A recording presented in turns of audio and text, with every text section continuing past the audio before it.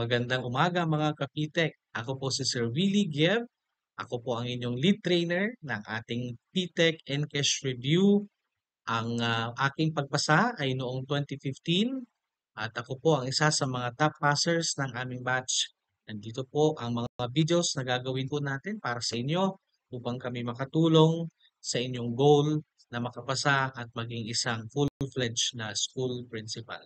Ang PTech program na inyong napapanood at magiging parte ng inyong journey ay hindi lang po simpleng individual videos, but rather ito po ay isang programa, kaya inaanyayahan ko kayo na i-explore ang aming channel para makita nyo po ang iba't ibang mga sessions at iba't ibang mga mock test na ibibigay po natin para makatulong po sa inyo sa inyong mga kapite.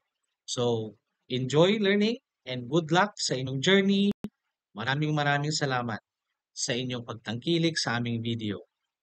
Please like, comment, and subscribe. Maraming salamat.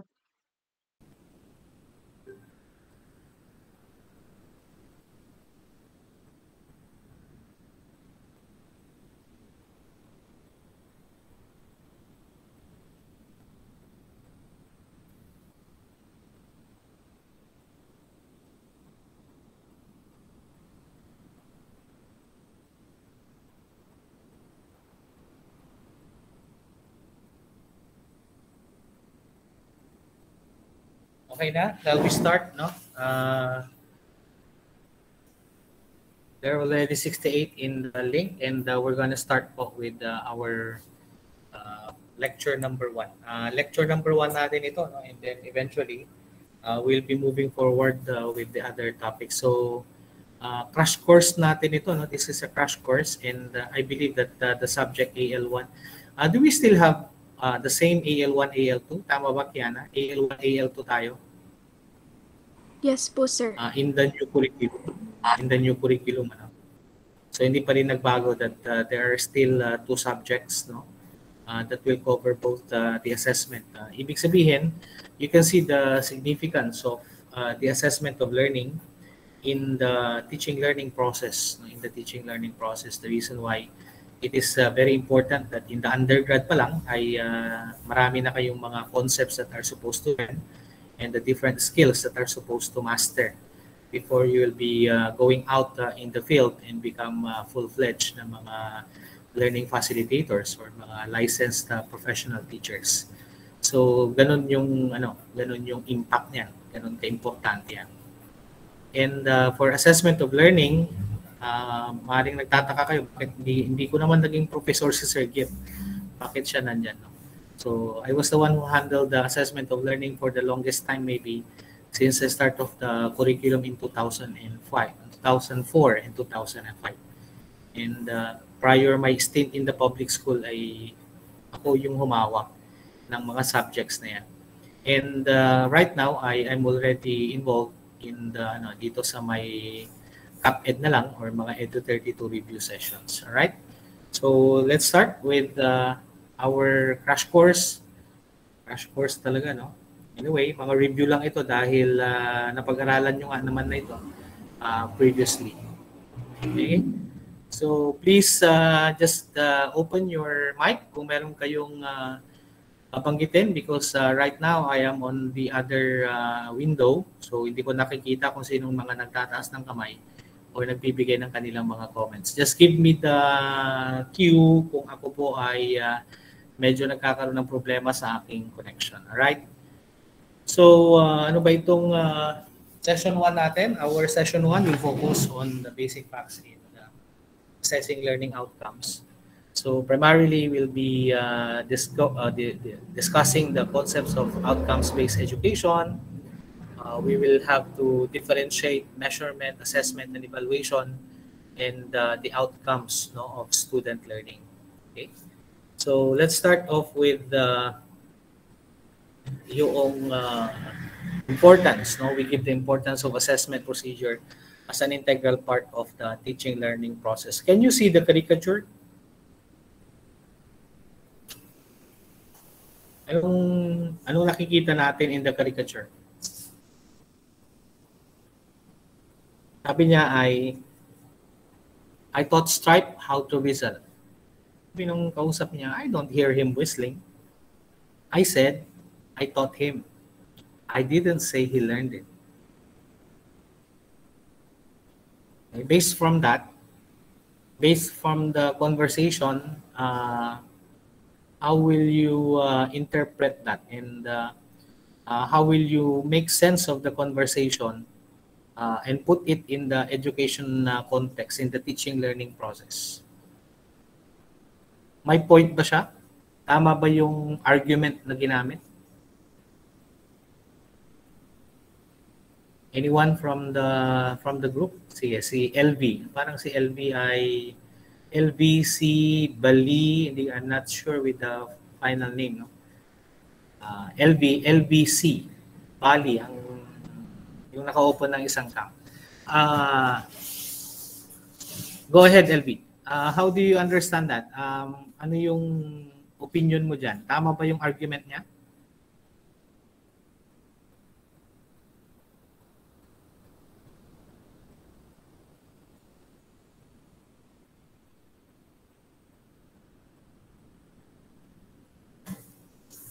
Yes. Sige, Ana Lizel, go ahead. Si Ana Lizel naman.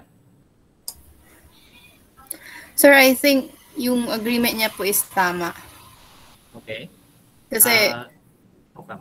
Yes. yung caricature po, it depicts na assessment of learning depends upon the student, kung ano po yung na-absorb niya.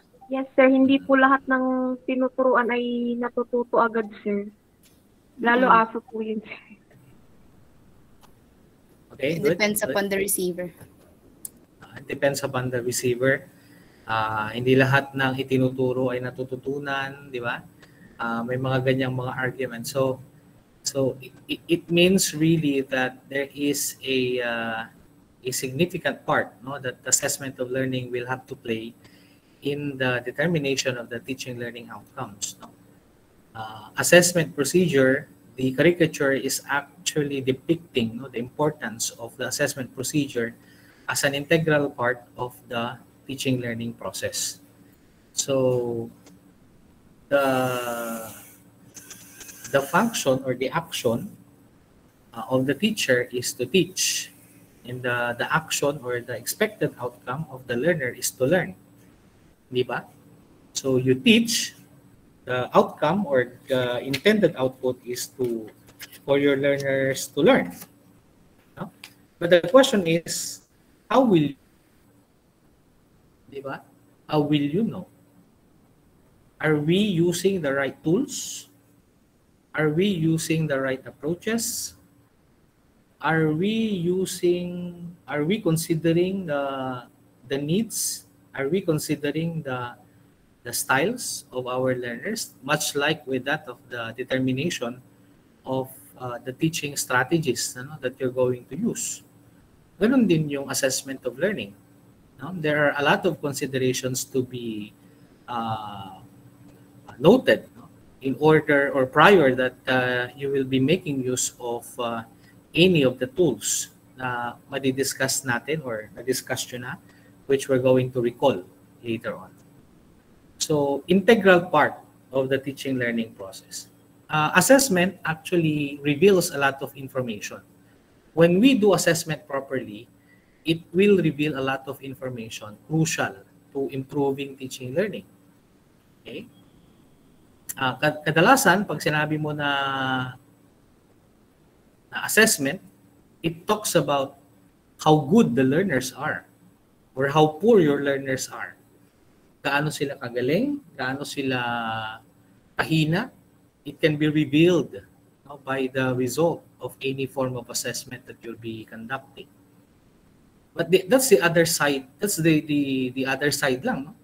It does not depict the entirety, because there's also another data that the assessment results will reveal, and that is the competence on the part of the teachers or the learning FASI. At kayo yun, no? Mga future teachers. And if you're not going to reflect on the results of the assessment, and that would lead you to come up with your own um, kumbaga, pedagogical adjustment, then nagkakaroon tayo ng problema. Ibig sabihin, unidirectional ang tingin ng teacher. No? Tandaan niyo yan. Kapag mayroong examination, first examination, out of 20 items, average ng mga estudyante mo ay 8, 7. Is there mastery? May mastery ba pagka out of 20 ay 7 or 8 ang average? Sabi ni Annalisa, wala. No? Sabi ni Zyber Bakar Batchar ay wala dahil naka-off yung kanyang camera. Hindi ko nakikita. Sabi ni Sheena Okbo, nakangiti lang yung kanyang picture kaya hindi ko rin nakikita. Pero may kanya-kanya kayong interpretation na. Karamihan sabi nyo walang mastery. Anong gagawin mo kung walang mastery? What are you gonna do? The method? Arlene, sige. Si Arlene, nag-pop up yung kanyang. Arlene Bonus, go ahead. Anong gagawin mo, Arlene, kung ikaw? Try another ways on how to improve their mastery, sir. That's right. Diba? Kung dati ay sumayaw ka, sa susunod na pagtuturo mo, kumanta ka naman. Baka naman hindi nila nagugustuhan yung sayaw mo. Kumanta ka sa susunod. Eh nung kumanta ka sa sumunod, ang average ay 9 and 10. May mastery ba? Sabi ni Kiana, wala pa rin. Sir, pero sumayaw na ako. Kumanta na ako. Nung una, sumayaw ako. Pangalawa, kumanta ako. Pero wala pa rin mastery. Sige. Sabi ng supervisor mo, mag-reteach ka na naman. Okay? This time, pagsabayin mo, sumayaw ka at kumanta ka. Pagsabayin mo, baka sakali. Pero ang lumabas na result ay below average pa rin. Hindi pa rin nag-work. Hindi pa rin nag-work. Sa tingin mo, LV, ano nang gagawin mo ngayon? Venus Bauzon pala, si Venus Bauzon. Sa tingin mo, Venus Bauzon, anong gagawin mo kapag hindi pa rin nag-work? Reteach, sir. Ano po? Ano gagawin, Venus? Mag-reteach na lang, sir. Mag-reteach for the nth time. Kasi pang-apat mo nang magre-reteach yan. Erwin Iko, nag-raise siya ng hand. Go ahead, Erwin. Good afternoon po, sir. Sir, ano po, bali i-adjust po yung learning outcomes or learning intended outcomes na suitable for the learners wherein mag-meet yung teacher tas yung learning objective po, sir. Ayan.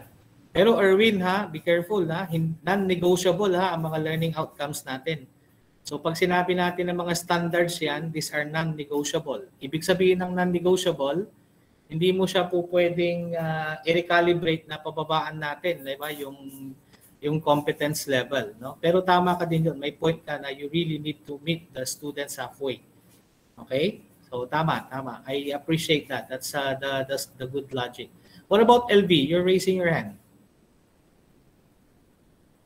Sir, ano po, dapat po yung assessment po is naka-align po sa intended learning outcome, sir, and dapat po gawin po ng teacher na dun po sa items na gagamitin niya is item analysis, sir. Okay, so you're already dealing with data, no? So sabi ni LV, nagdi-deal na siya with the data specifics, no? Ginagamit mo na ang napag-aralan mo. Nag-assessment ka ba sa akin? Hindi naman yata. Hindi ako nagturo ng assessment. Di ba? Hindi. Okay, sige.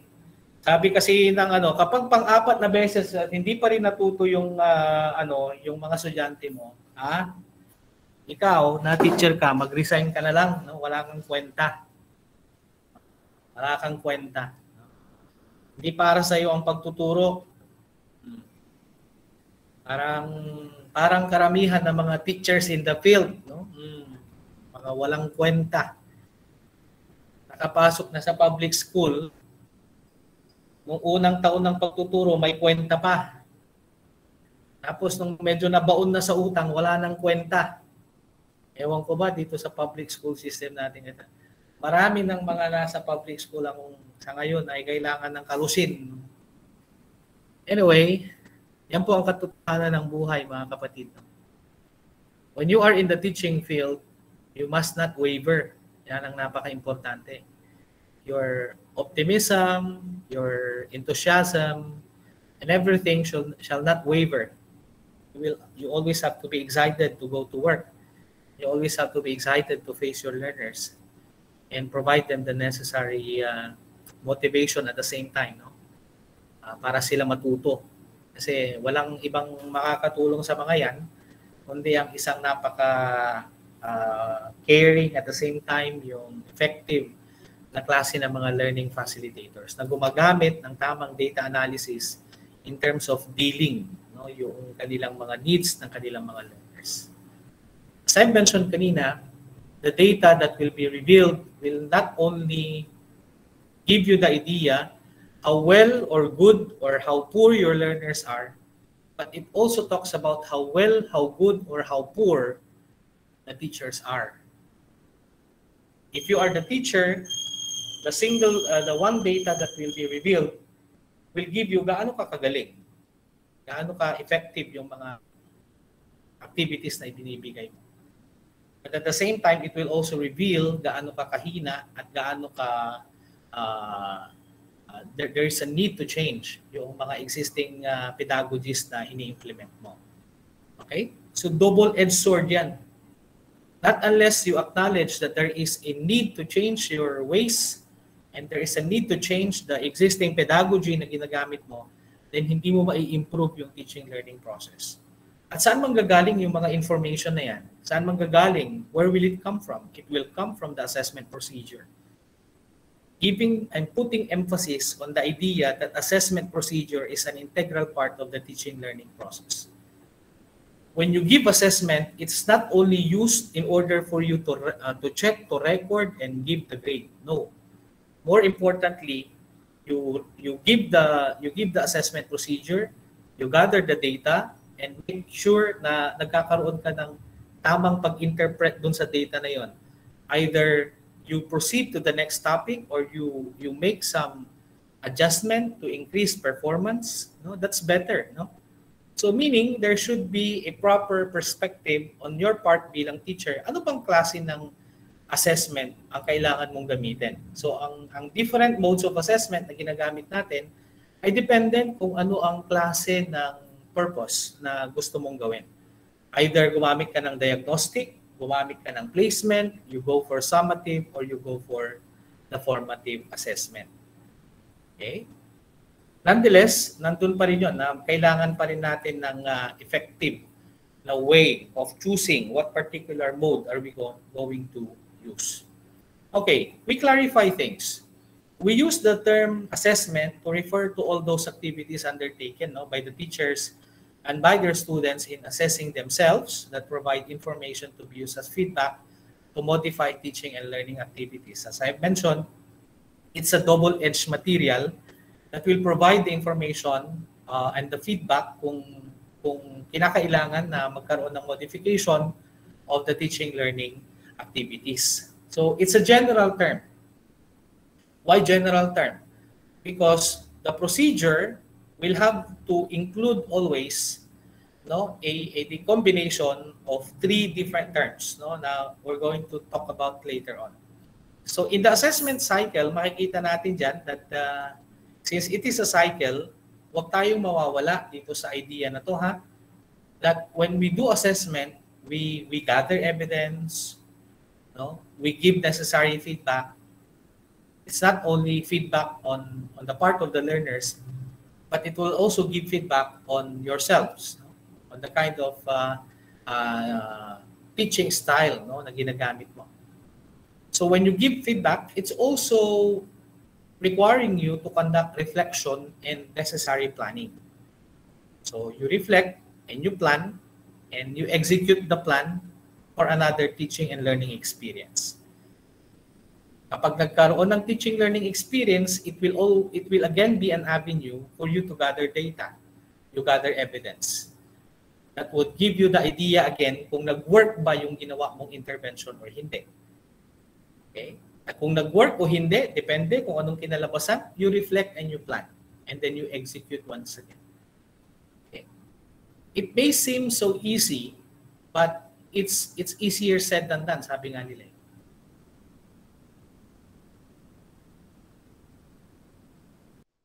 In order to become an effective teaching or learning facilitator. Alright? So ito yung mga basic concepts na gusto kong i-clarify sa lahat. Because karamihan, nagkakaroon tayo ng problema dito, no? Magkakaroon ng misconceptions. A lot of misconceptions. So let's try to define first yung mga basic terms. Like say for example, the test. Ano bang ibig sabihin ni test? The test is an instrument designed to measure inequality, ability, skill, or in knowledge. No? So, yan po yung ibig sabihin ni test. And the act of using it, no? The act of using the test ay ang tawag natin doon ay measurement. It's a process of which we quantify the degree to which someone or something possesses a particular given trait. So, kung ano man ito, kung yung measurement na ginawa mo, gumagamit ka ng tinatawag na testing material. Okay? When you measure length, you use ruler. Diba? Your ruler is the tool na ginamit mo to measure the length. You measure volume, gumamit ka ng garapon. Gumamit ka ng Erlenmeyer flask, gumamit ka ng test tube or whatever, no? Na magbibigay sa iyo ng idea ng volume ng material na yan. That is the tool. Okay? You measure mass. Kung i-measure mo yung mass, gagamit ka ng weighing scale. But when you say measuring the academic performance, measuring the learning performance, anong gagamitin natin? Diba? When you say measuring quality, when you say measuring the ability of the learners, you measure the amount of knowledge absorbed by the learners. Anong gagamitin mo? Anong ginagamit natin? Okay? So doon papasok yung mga testing materials that we're talking about. So a measurement is a process or a quantification of the degree to which someone or something possesses a given trait. So it involves the use of the test.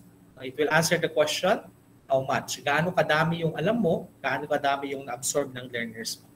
So the act of using the test is measurement. Whether whatever type of test you are using. Whether gumamit ka ng, sabihin mo ng what do you call that? Gagamit ka ng pre-test, gagamit ka ng post-test, gagamit ka ng achievement test. These are all tests. And whenever you do that, you are doing measurement. Maliwanag po ba? Nasa basic level pa lang yan, ha? Basic stage yan. So yung test is the material and the act of doing it or using it, ang tawag natin doon ay measurement. Anong susunod? Pagkatapos ng measurement, ang tawag ko kasi dito, ay three sides, no, of the same triangle. No? The three sides of the same triangle. Yung pangalawang term ay yung tinatawag natin na assessment. So ano ba naman itong si assessment? Ang assessment naman ay a broader term than measurement, and it involves the interpretation or placing such information in a particular context. It is also a process of gathering and organizing data into an interpretable form to have a basis for decision making. It will answer the question, how much change? So from the measurement, susunod ngayon yung assessment. Now, wag mawawala dahil sabi ko nga, these are three sides of the same triangle. Nung nag-measure ka, syempre meron kang nakuhang data, hindi ba? So if you gather this data, you record the data, you arrange the data, you treated it with statistical concepts, kinuha mo yung mean, kinuha mo yung average, kinompute mo yung grade according to the context of computing the grade. Ang tawag mo doon, assessment. You understand? Ganun ha, ganun yung pag ano. So nag-umpisa ka doon sa pag-gather ng data, and that is measurement. You made use of the testing material, you made use of the summative material or formative material, it's measurement. Nung nag-gather mo na, dahil nakuha mo na yung data, and then you put that, you record it, you interpret, you record, you analyze, you apply the statistical concepts, ang tawag mo po doon ay assessment. Okay? And mind you, ang assessment is a prerequisite doon sa tinatawag po natin na evaluation. So, ibig sabihin, prior that you do evaluation, you have to do first measurement and assessment. Okay? Dahil ang susunod dyan, pagkatapos po ng assessment, syempre, pupunta ka na kay evaluation. So, ano naman ang ibig sabihin ni evaluation? When we say evaluation, it is a process of systematic collection and analysis of both the qualitative and the quantitative data in order to make some judgment or a decision. So ano yung specific? Ano ba yung specific na term that will define evaluation and separate it from that of measurement and assessment? Makikita niyo dyan yung term na judgment or decision. Bilang isang teacher, when you decided na yung bata ay i-promote, pinromote mo yung bata from one grade level to another, the act of promoting him or the act of promoting the child ay ang tawag mo doon, evaluation. Bakit? Kasi nag-judge ka. Ganon din kapag yung bata ibinagsak mo. Pag bumagsak yung bata at na-retain yung bata, ibig sabihin nun, it is a decision. It is an act of deciding. It is a judgment. Saan nanggaling itong mga decision na yan? Nanggaling yan kay assessment. At kung saan nanggaling yung mga data na ginamit kay assessment, nanggaling po yan kay measurement. Alright? So, continuous yung process. So, from measurement, assessment, papunta po siya ng evaluation. So, from measurement, assessment, and evaluation. Yan ang tinatawag po natin na three sides of the same triangle. Bakit? Because you cannot separate one from the other. You cannot separate one from the other. You cannot separate measurement. You cannot say that you measure or when you measure, that's the only act that you have done. Kapag nag-measure ka lang at hindi ka nagtuloy kay measure, kay assessment at saka kay evaluation, that's useless. Walang katuturan yung procedure na ginawa mo. So, when you measure, kailangan tuloy-tuloy yon hanggang kay judgment, hanggang kay evaluation. Ganon din, kapag nagkaroon ka ng evaluation, medyo mas faulty ito na reasoning. Nagkaroon ka ng evaluation pero wala kang measurement. Saan mo kinuha yung judgment na yon? Anong basis ng judgment? Kaya nga, ito yung mga style na kapag ka nagbigay ka ng grade, doon sa kisame tinignan, tapos nagbigay ka ng grade. O yan, yan ang pinaka-deadliest na form ng assessment. Nagkaroon ng judgment, pero hindi nagkaroon ng measurement. So, if there is a judgment without measurement, it's baseless. But if there is measurement without evaluation, it is useless. No? It is useless. Walang gamit yun. Measurement without evaluation is useless, and evaluation without measurement is baseless. So, ibig sabihin, there should be a complete process No? From the measurement, going to assessment, and going into evaluation. But taken as one, itong tatlong ito ay hindi mo nga pwedeng i-separate, no, from one into the other. Hindi sila pwedeng paghiwalayin eh. Hindi sila pwedeng paghiwalayin. Okay? Kailangan kapag nagkaroon ng measurement, dire-diretso yan hanggang kay evaluation. Yan ang sinasabi natin na three sides of the same triangle. In many literatures, ang tawag sa kanya ay measurement procedure, yung iba tawag sa kanya assessment procedure, yung iba naman ay evaluation procedure. Kahit na ano yung mga pangalan na ibinigay sa kanila, tandaan nyo to ha, hindi ko mapapatawag kung graduate ka ng UL na hindi mo to naiintindihan. Sinasabi ko sa inyo, magtanda kayong lahat sa akin pag napunta kayo ng public school. Ha? Lahat na nagpupunta ng public school at nadidestino dito sa Dagupan, lagi ko itong binabanggit sa kanila. Sino nagturo ng assessment mo? No? Sino ang professor mo nung assessment of learning? Sabihin ko talaga yan sa inyo pag hindi mo alam yung mga pinagagagawa mo at hindi mo naiintindihan yung process. Do you understand that? Okay? Kasi it's a mortal sin for a teacher na hindi niya naiintindihan ang pagkakaiba ng measurement, assessment, evaluation. Okay? Kaya mo na yung ibang mga profession kung para sa kanila pare-pareho yan. Measurement, evaluation lang yan, pareho yan. Kung ibang profession yun, patawarin mo na. Pero kung teacher ka, tapos sasabihin mong ang measurement at assessment ay pareho, ay hindi kita mapapatawad. That is a mortal sin on the part of a teacher. Kasi kailangan alam mo kung anong distinction nila at alam mo kung paano sila gamitin in the context of the classroom. Hindi lang yung alam mo dahil gusto mo lang pumasa ng let. O yun. Alamin mo dahil kailangan mong gamitin every day na naging teacher ka pagpasok mo po sa inyong classroom. Okay? That's it. We go into authentic assessment. Ang authentic assessment ay, ano ba to? It's a kind of a movement na kung saan, ito yung ginamit na springboard para sabihin na there is a kind of educational paradigm na lumalabas na nagsasabi na kailangan magkaroon ng shift ang ating mode of assessment, no? Into determining or examining the extent of learning ng mga bata outside of the cognitive learning skills. Okay? Outside of the cognitive learning skills. Kaya nga sabi niya dyan, it's a process of measuring important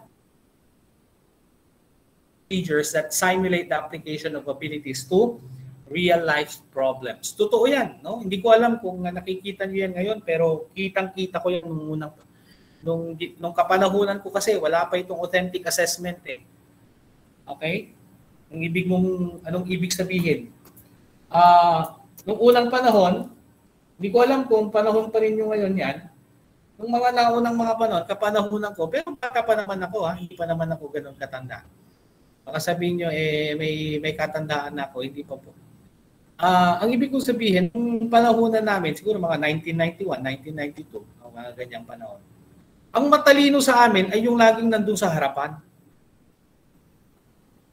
Ang matalino para kay teacher ko ay yung laging maganda yung damit niya. Yung laging nagpupunas ng table ni teacher. Okay? Siya yung laging nagre-recite. Yan. Kung sino yung nakamemorize ng assignment or nakagawa ng assignment, siya yung matalino para kay teacher. Kaya pagdating ng kaming mga kalalakihan na syempre, alam mo na mga lalaki, walang iba kung ginawa kundi maglaro noon. Kami palagi yung hindi magagaling, no? Kami palagi yung mga bulakbol. Sasabihin niya mga bulakbol kami nung mga panahon na yun. Okay? Ang hindi nakikita ng mga teachers ko noon ay meron palang mga kasama kami na may mga hidden abilities. Imagine mo yun? May mga hidden abilities sila. Why? Bakit nangyari ito? Kasi noon, ang focus ng assessment ay dito yung cognitive lamang. Okay? Ang focus ng assessment ay kung ano yung alam mo lang, ano yung na-memorize mo, ano yung lumalabas sa paper and pencil testing. Pero ngayon, hindi na. Nagkaroon ng panibagong movement. And that movement is focused on the measurement of the abilities because they were able to find out na yung mga learners pala ngayon ay nagkakaroon ng misdirection in terms of the assessment dahil bakit ang nakikita natin ito yung mga matatalino pero in the end, pagdating ng later part ng life nila, ito palang mga bulakbol na to naging mga successful in their own careers. Hindi nga ba? Di ba? Asan na yung mga sinasabi ni teacher ko noon na mga matatalino nung kami mga elementary? Asan na sila ngayon? Ano nang nangyari sa kanila ngayon? Pero kung titignan mo yung mga bata noon na medyo there's something na sabihin mo ng hindi ganoon kaaya-aya mga behavior during their childhood, ay tignan mo na sila ngayon. Okay? It means that there are abilities, there are skills na kailangan makita ni teacher noon pa. And how can the teacher know na these are the skills na meron ng bata? Ang palaging ginagamit ni teacher na pag-assess sa amin ay, okay class, get 1/4 sheet of paper. Laging 1/4 sheet of paper palagi ang So paper and pencil testing. Yun ang naging problema. So dahil sa inaccuracies at dahil sa limitations ng paper and pencil testing, ito na, ipinanganak yung tinatawag natin na authentic assessment. Okay? It measures the important abilities through the simulation of the different application of abilities in real-life problems. All right? So that is relevant because nakita natin in the paradigm shift in the assessment procedure, ang mga ito, in your AL1 and 2, sigurado na pag-usapan niyo itong mga shifting na yan. Nagkaroon ng shift from the cognitive focus to the multifaceted focus, including the assessment of affective and the psychomotor development. Well, that's understandable because since time immemorial, nung panahon ng ating mga nuno, ay panahon ng mga Amerikano yan eh. Hindi ba? Pag sinabi natin na panahon ng Amerikano, huwag kang paluloko. Alright? Many literatures will tell you that the kind or the brand of education, there are two sides, Siyempre, hindi ko kayo maano dyan kung kung ano yung nakikita niyo. But sabi ng historian, may ibang mga historians, the greatest gift na ibigay daw ng mga Americans sa atin ay ating educational system. Okay? Ang ating educational system. Sabi ng mga historians yun. Okay? Pero syempre, that is subject to scrutiny. Kasi with the proliferation ng ngayon, maraming mga interpretations yan eh. Talaga nga ba na ang mga Amerikano ang nagbigay ng magandang educational system? Actually, there's a problem with that educational system.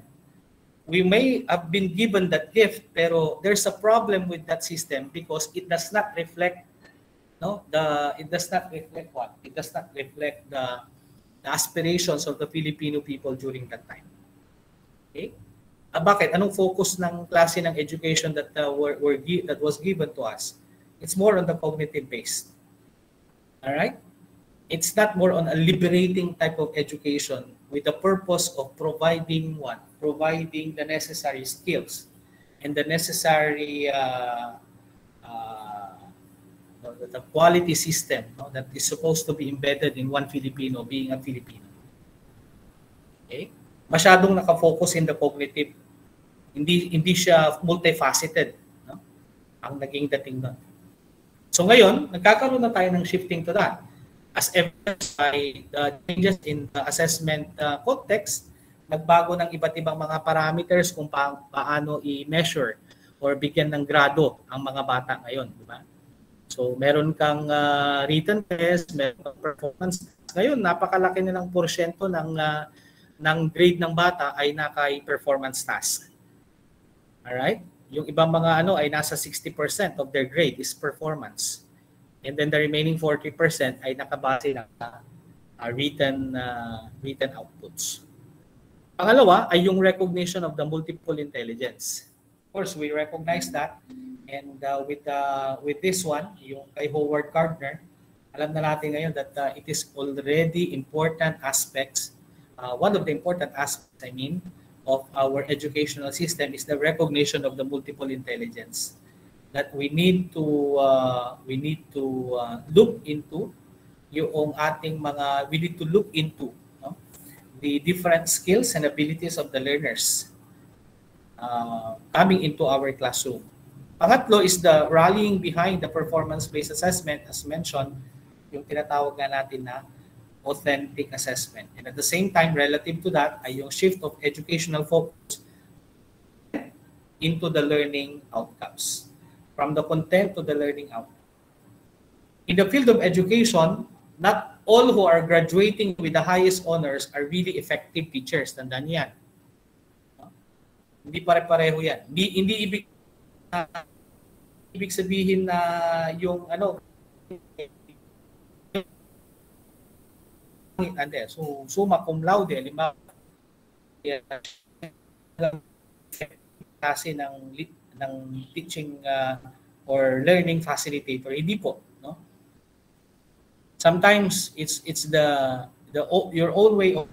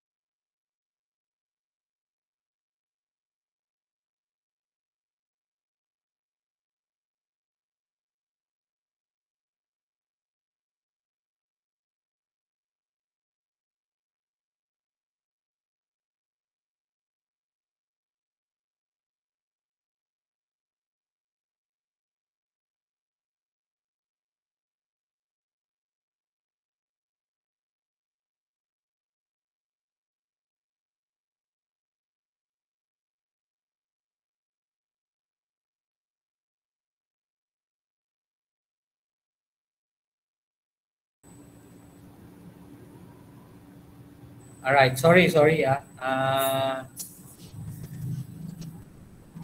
nagkaroon ng divergence si Converge, kaya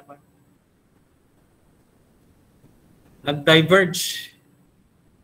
Ayaw daw converge.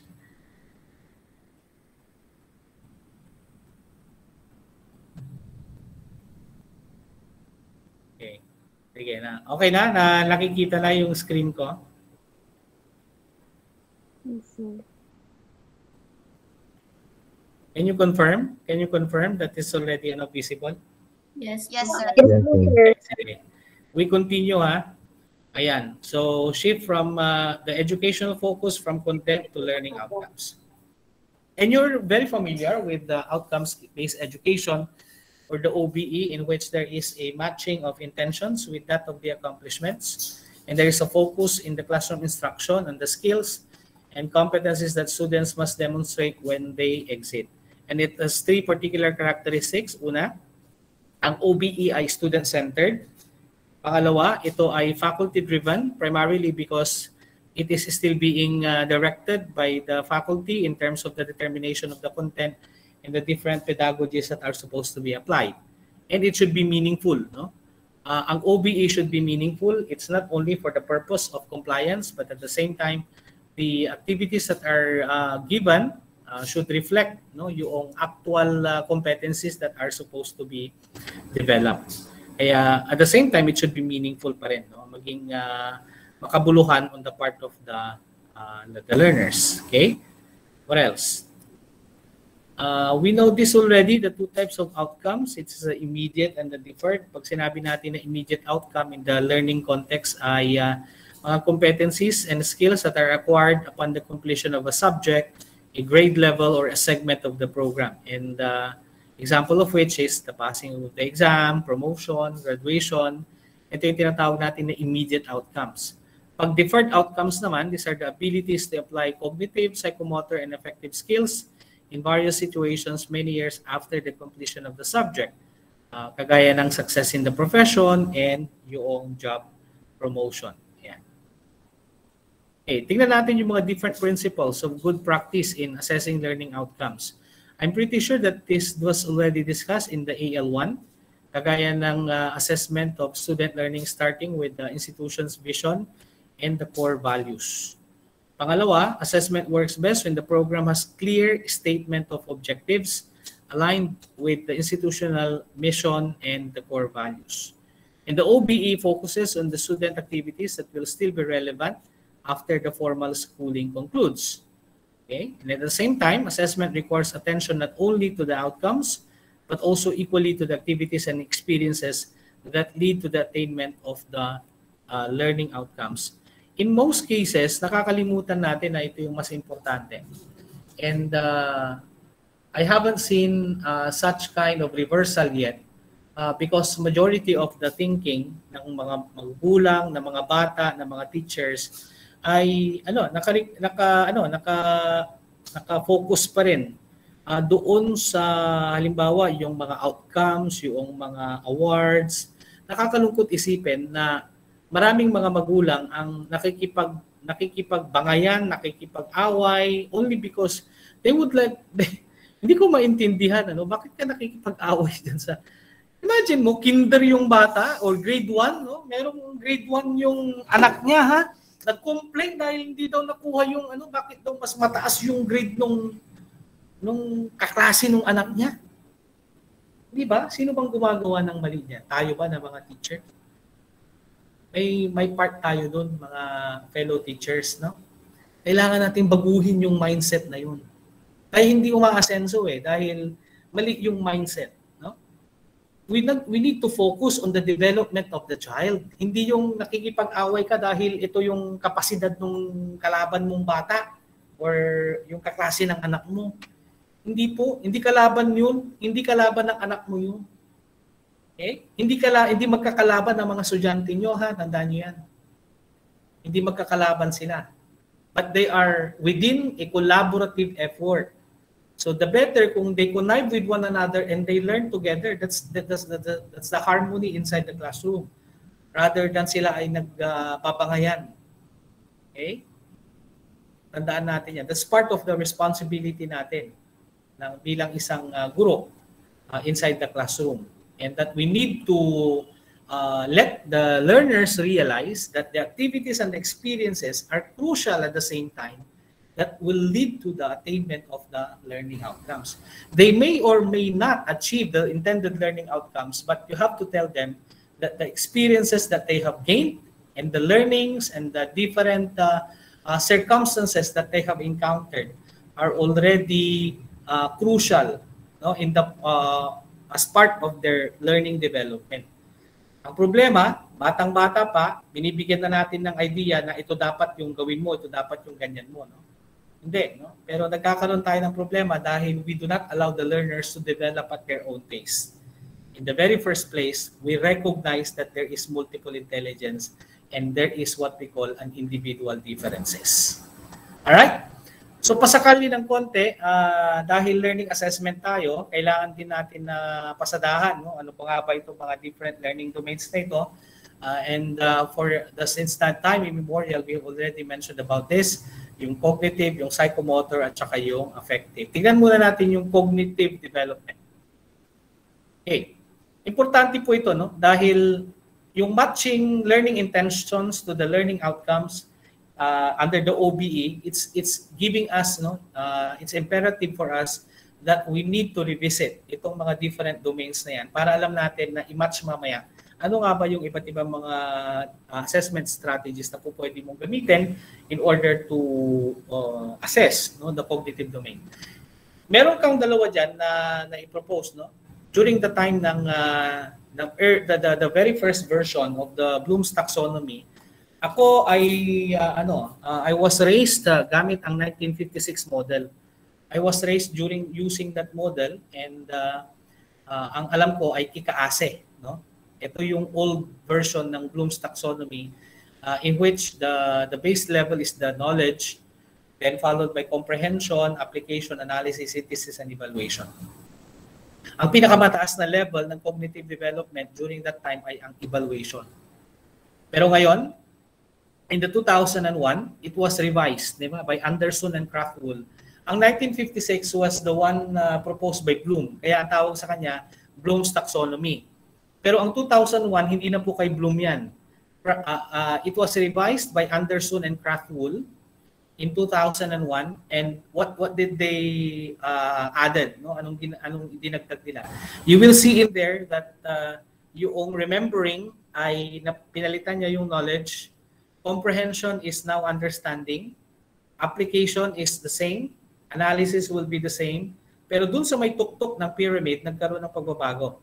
Evaluation is slides down to the second level, second to the highest, at ngayon ang pinakamataas na capacity or cognitive development stage ay yung creating.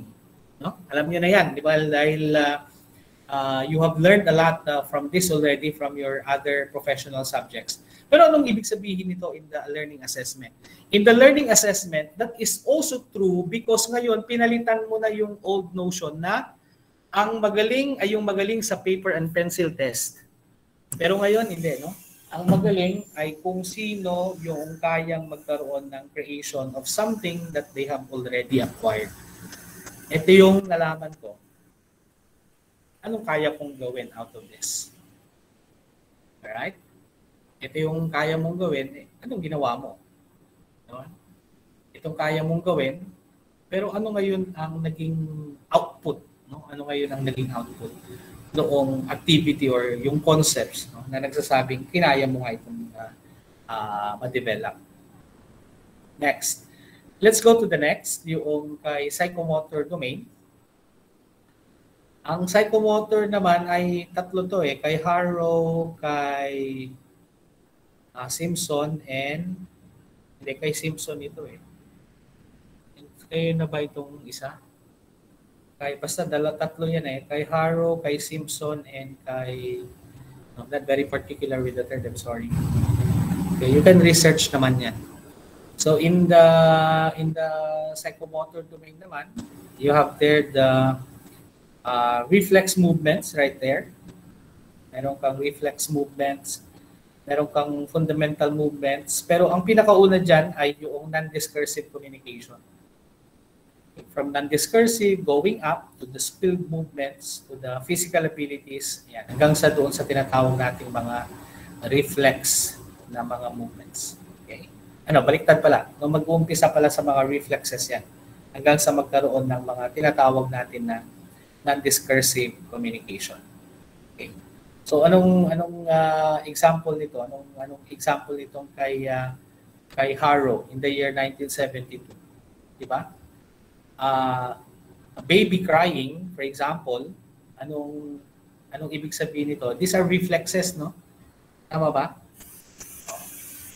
These are reflexes. No? Pag sinabi natin na mga reflexes, this is part of the, kumbaga, reaction of the, ano bang tawag mo doon? Reaction of the nervous system. It's a natural reaction of the body. So kapag ang baby umiyak, it's a reflex.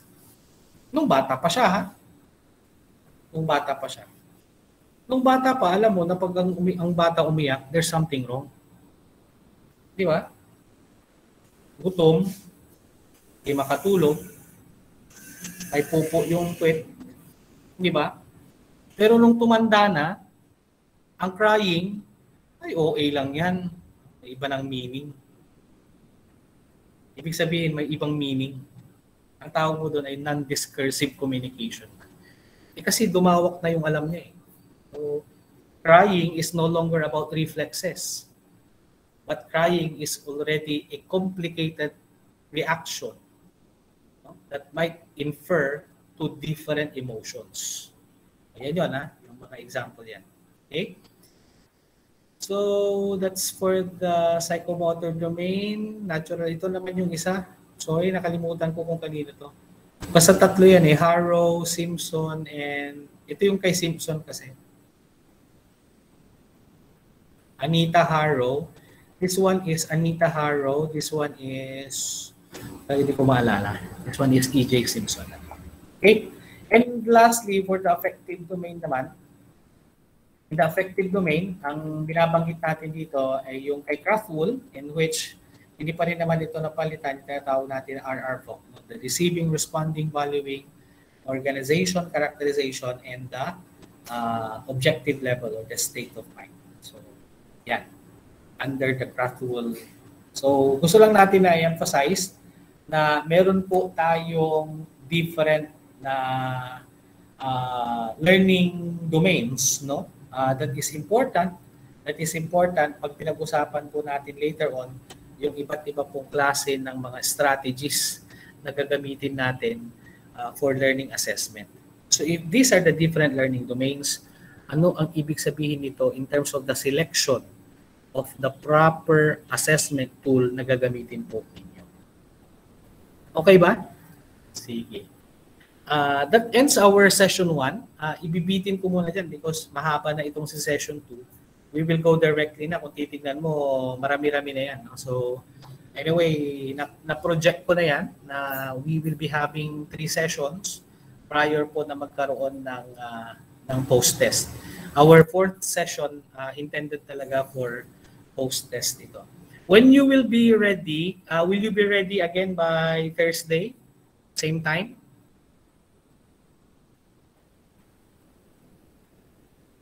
Okay ba? Thursday?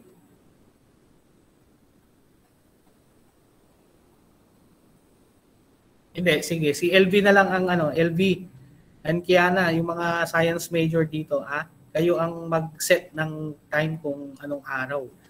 Pero kung maganda nga yung TTH since nakikita ko na, or ano bang gusto nyo?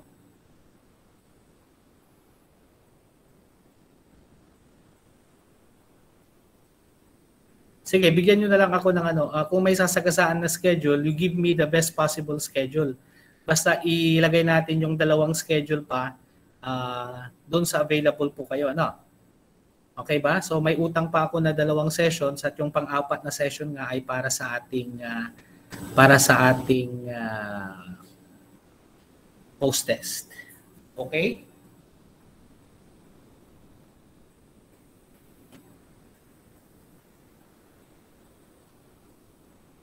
Alright? Kaya pakuha ako ng picture kasi medyo masyadong madami. Hindi ko alam kung paano ko hahatiin ito. Paki-open yung cam.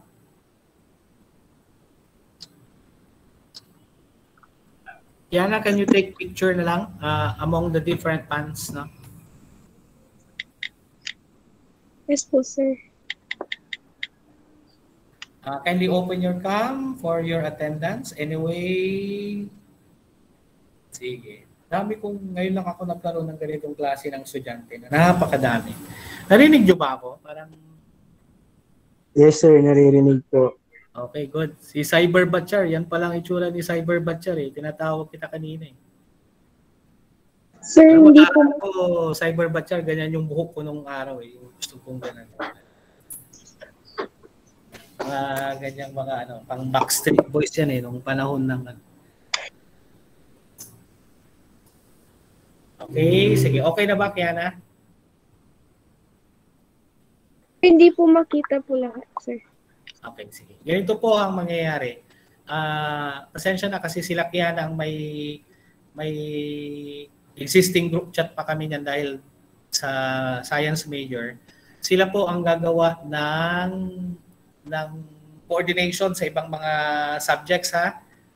You give them what particular time, but if possible, if we can have it by Thursday, the better. No? Pero kung hindi at may sasagasaan, basta may 2 sessions pa tayo bago magkaroon ng post-test. Okay ba 'yon? Sige. Okay na ba, Kiana? Yes, sir. Okay, sige. Thank you. Maraming salamat and we'll continue with session 2 and 3 sa susunod po na meeting. Thank you, sir. Thank you, sir. Thank you, sir. Thank you, sir. Thank you po. Thank you po, sir.